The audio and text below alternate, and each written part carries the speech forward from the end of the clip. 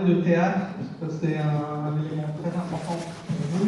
Et je voulais aussi vous permettre de vous conseiller un livre qui est mieux que les questions que je viens de poser, parce que c'est les entretiens avec, j'ai envie de la citer, Pascaline David, et le titre est magnifique, hein, quelque chose d'absent qui me tourmente. On est vraiment dans l'explication de la maison vide. C'est une citation de Camille Claudel dans une lettre à Romain. Et qui correspond totalement. C'est un peu tout ce que vous avez raconté, on va plus développer et d'autres choses. Dans quel théâtre vous avez aussi signé un livret d'opéra? Non, je comprends. C'était quelque chose. Ça vous confondez avec mon ami Tanguy Pinel. Je sais pas, en tout cas le théâtre, ça vous avez. Ouais, voilà. Le cinéma, vous avez été adapté à plusieurs reprises.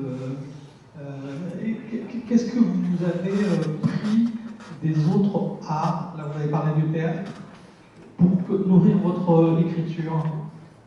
Ah bah, pour moi, j'arrive pas du tout à séparer les arts. C'est aussi peut-être que dans ma vie, simplement, ils se sont un peu tous bousculés. Moi, j'ai fait des beaux-arts quand j'étais jeune, donc la peinture est complètement indissociable. Le rapport à l'image, le rapport aux matériaux, le rapport à la matière, le rapport aux textures, le rapport question que se pose la peinture, par exemple. Vous voyez, par exemple, je suis obsédé, je vais prendre un exemple tout bête. En France, on avait ce peintre abstrait qui était sur les pièces de 10 francs, qui s'appelle Mathieu, Georges Mathieu. Et Mathieu, il faisait des espèces de peintures abstraites qui partaient du centre du tableau. Toujours, c'était une sorte de rayonnement comme ça. Et en même temps, aux États-Unis, il y avait Pollock. Pollock, ça partait absolument partout sur les côtés, il n'y avait pas de centre. Et c'est vraiment deux visions du monde très très différentes. Et évidemment, celle de Mathieu, elle est extrêmement française. On voit Paris au plein milieu avec le reste qui est comme ça, très centralisé. Quoi. Et une vision. Et moi, par exemple, c'est un truc. Cette question-là m'a toujours intéressé dans le roman. C'est pour ça que c'est une des raisons pour lesquelles j'ai essayé de faire des romans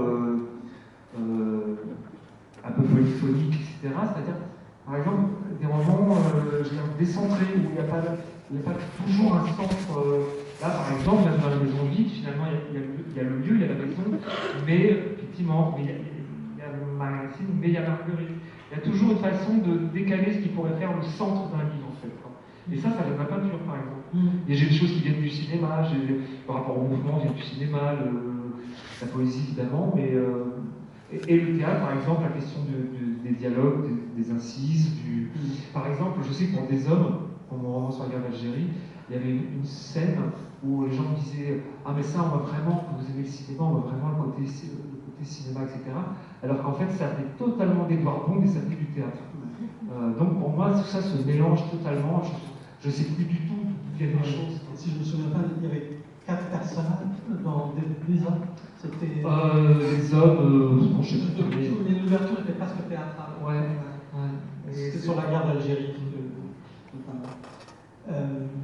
Je vais piquer une question à Pascaline David autour de l'enfance, notamment. La question qu'elle vous pose, c'était la première question. Pour mieux comprendre comment la vie a irrigué ou suscité votre écriture, je commencerai par cette première question. Si on évoque l'enfance, quelles sont les images qui vous viennent à l'esprit? Et le lien avec ce roman qui n'a pas l'air de parler de l'enfance, mais qui quand même renvoie à l'enfance, ou à l'enfant plutôt d'ailleurs. Mais j'ai l'impression que en fait, quand j'écris, j'ai l'impression que tous mes livres renvoient à l'enfance tout le temps,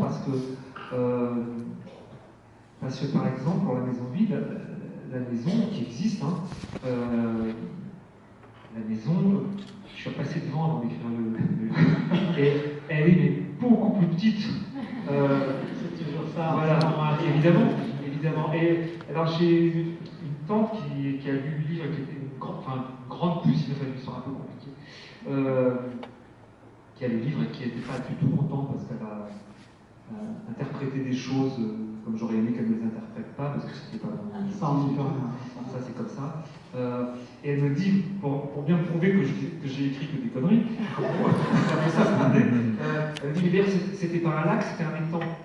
Et ben oui, je sais, mais moi, à hauteur d'enfance, c'est un lac. C'est un lac. Ça fait toujours ça. Mais ce qui est fou, c'est que c'est particulièrement vrai avec ce livre-là, mais au fond, je crois que ça l'est pour tous les livres. C'est-à-dire qu'à chaque fois,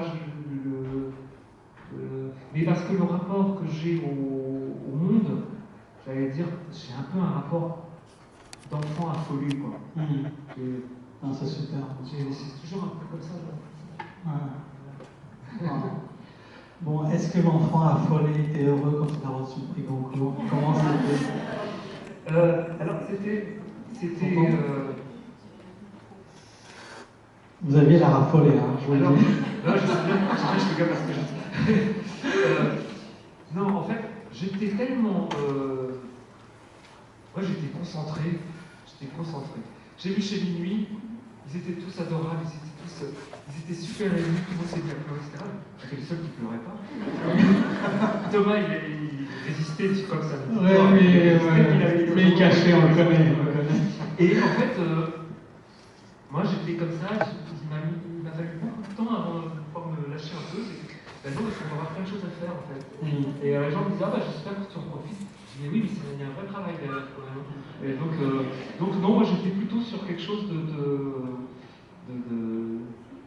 Puis le concours, c'est quelque chose, la journée où vous l'avez, c'est quelque chose, il y a quelque chose de très amusant là-dedans. C'est qu'au fond, les images du concours, tous autant qu'on est, on connaît, on voit le type sortir de la voiture, le type ou la femme, sortir de la voiture, on le voit saluer les gens à la fenêtre, on voit tout ça, on connaît tout ça. Et quand vous êtes en train de le faire, vous avez juste l'impression d'être en train de jouer le gars et le concours. C'est totalement déréalisé. C'est génial. Et en même temps, et après, quand vous êtes... non, il y a une chose, je peux juste dire ça, parce que pour moi, c'était la chose la plus belle, la plus forte, et pour moi, celle qui restera, pour moi, vraiment.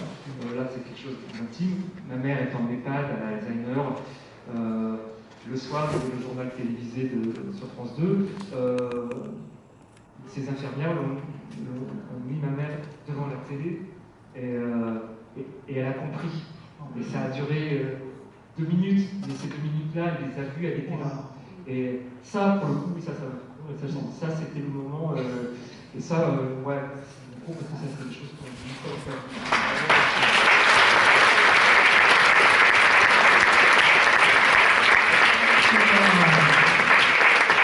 Je peux plus poser de questions après ça, j'ai les larmes aux yeux. En tout cas, je suis très très heureux que vous ayez eu le concours. Et je ne suis pas tout seul, et ça renvoie aussi à tous vos autres livres. C'est ça qui m'a invité dans un concours. Donc plonger évidemment dans la maison de vie, mais aussi dans continuer, dans des hommes, dans la foule, etc. Merci infiniment.